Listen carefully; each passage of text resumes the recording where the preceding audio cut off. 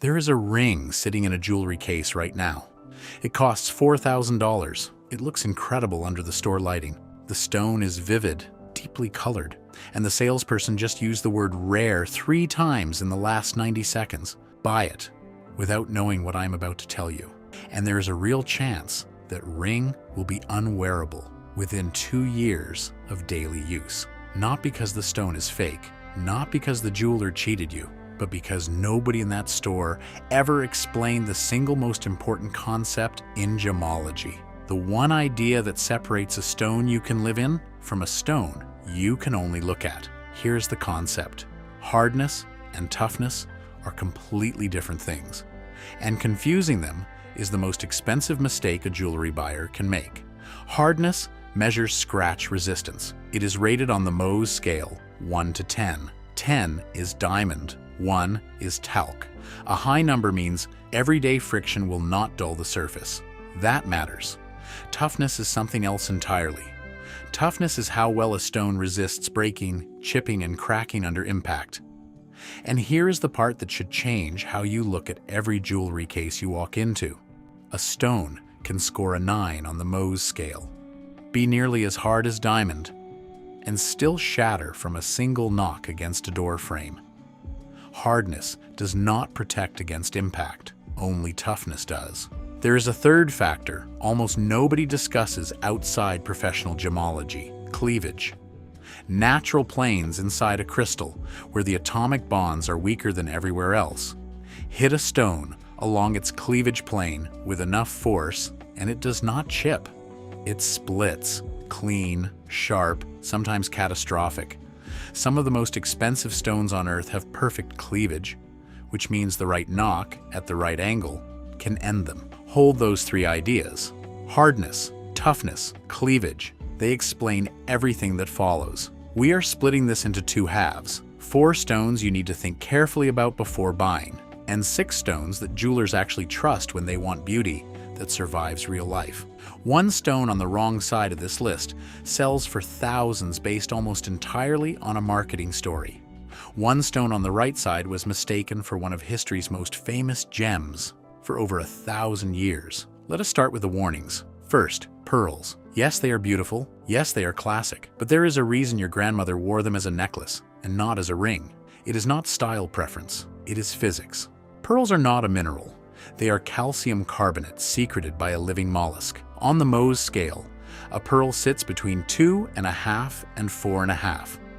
The gold alloy in the setting holding the pearl is harder than the stone itself. The metal can scratch the gem it is carrying. And that is not even the biggest problem. Calcium carbonate reacts to acid, mild acid, the kind in perfume, hairspray, and sweat. Wear pearls against skin that runs acidic and the surface begins to etch. Cleopatra famously dissolved a pearl in wine vinegar and drank it. That story is physically accurate. Pearls in earrings, in necklaces, in pieces that live away from impact can last beautifully for generations. The mistake is putting them in a ring you wear every day and expecting them to behave like a sapphire. As a daily wear ring stone, they are among the worst choices in the gem world. Second, opal. This one hurts to say, because opal might be the most visually spectacular stone in existence. That shifting play of color, green to blue to red to gold depending on the angle, is something no other gem can replicate.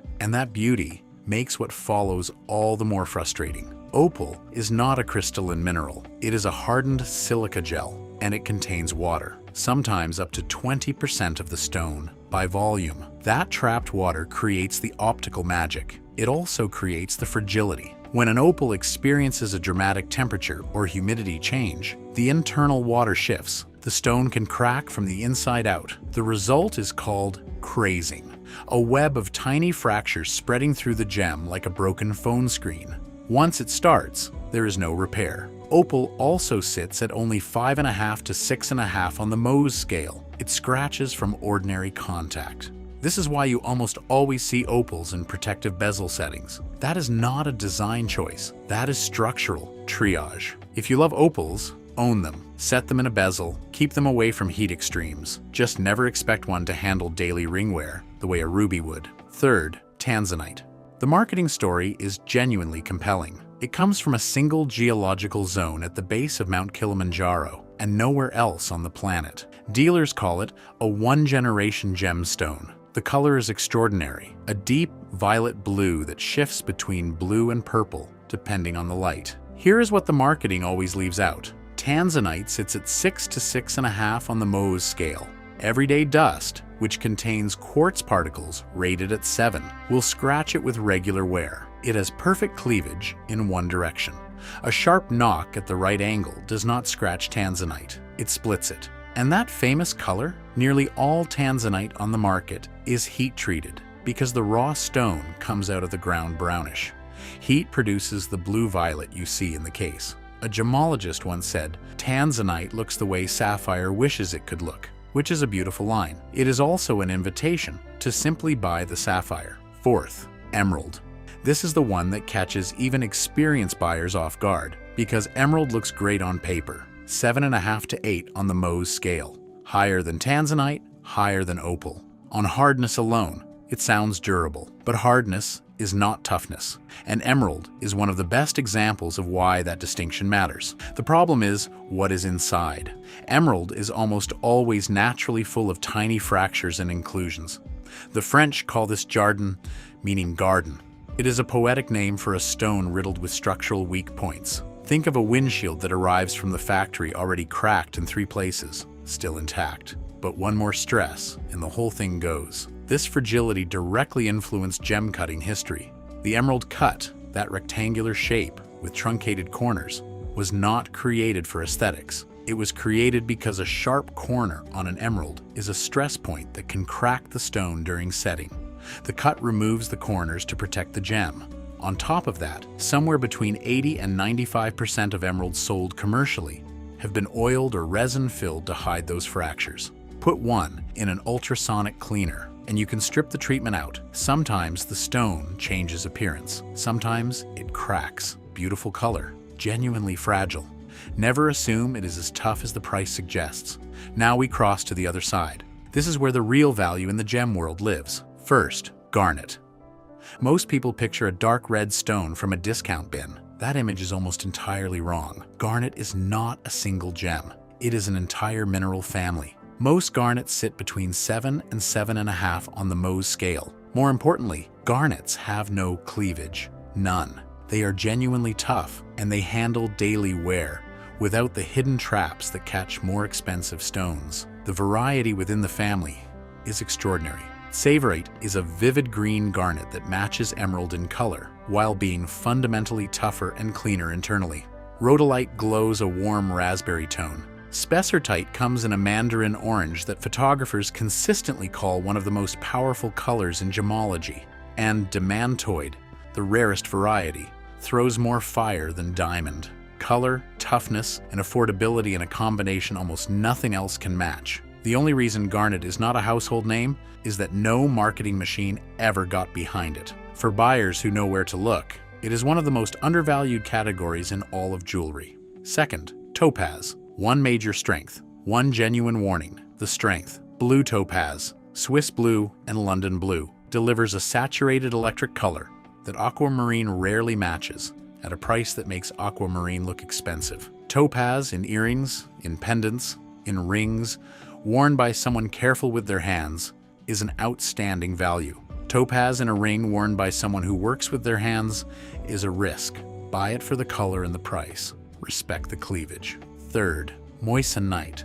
If you have never heard this name before, that is exactly the problem this video is correcting. Moissanite was discovered in 1893 inside a meteor crater in Arizona. The scientist who found it initially thought he had found diamonds. The crystals turned out to be silicon carbide, a compound so rare in nature that virtually all moissanite in jewelry today is lab-grown. It sits at 9.25 on the Mohs scale.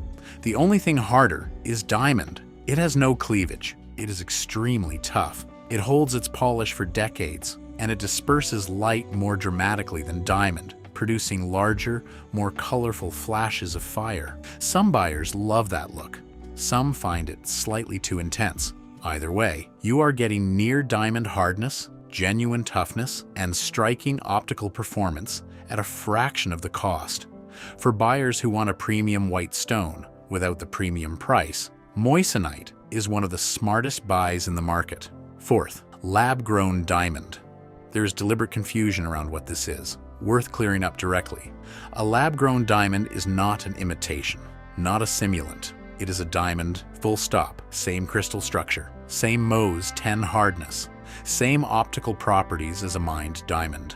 The only difference is where the carbon atoms assembled. One happened underground over billions of years, the other in a controlled chamber over weeks. No scratch test tells them apart. No sparkle test tells them apart, because at the atomic level, there is nothing different to find. The price difference, however, is substantial, sometimes less than a fifth of the mined equivalent. For buyers who want diamond performance without diamond pricing, this is one of the most straightforward decisions available. Fifth, spinel. And the history behind this stone is the most compelling argument for paying attention to underrated gems that exists anywhere in gemology. Spinel sits at 8 on the Mohs scale. No cleavage, exceptionally tough. Available in vivid red, hot pink, cobalt blue, lavender, orange, and black. Here is the history. For over 1,000 years, gemologists could not distinguish spinel from ruby. The tools simply did not exist. As a result, some of the most celebrated rubies in royal collections around the world turned out to be spinel. The enormous red stone at the center of the British imperial state crown, known for centuries as the Black Prince's ruby, is not a ruby. It has never been a ruby. It is a red spinel.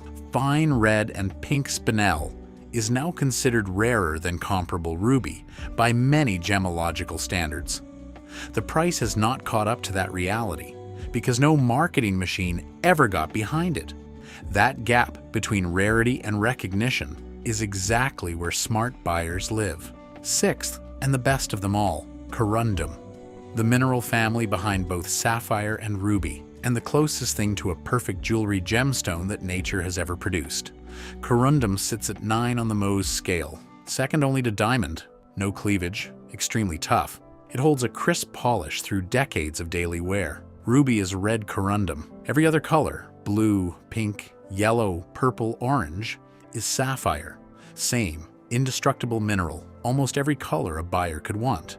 What makes corundum exceptional beyond the numbers is the absence of hidden traps. No water inside waiting to crack it. No natural fracture network. No treatment that washes out under normal cleaning.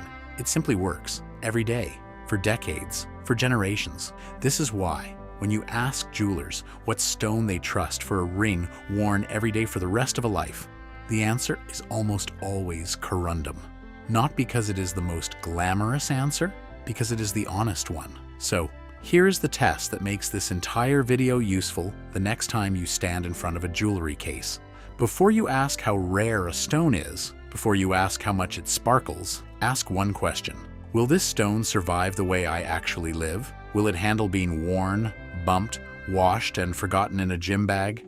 Will it still look the same 5 years from now? Pearls, opals, tanzanite, and emerald can be extraordinary.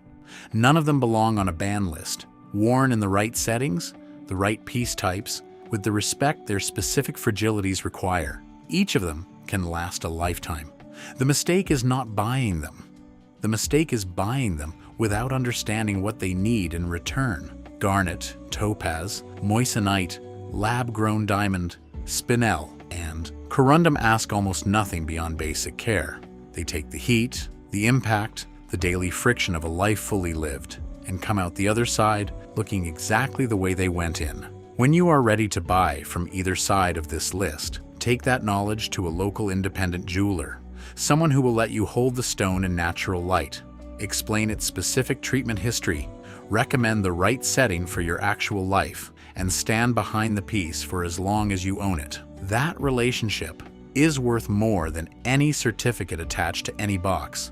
If this breakdown gave you something the showroom never would, hit the like button and subscribe to Jewel Verdict. Drop a comment and tell me which stone surprised you most. And if there is a gem you have worn daily for years and swear by, share it. I will see you in the next one.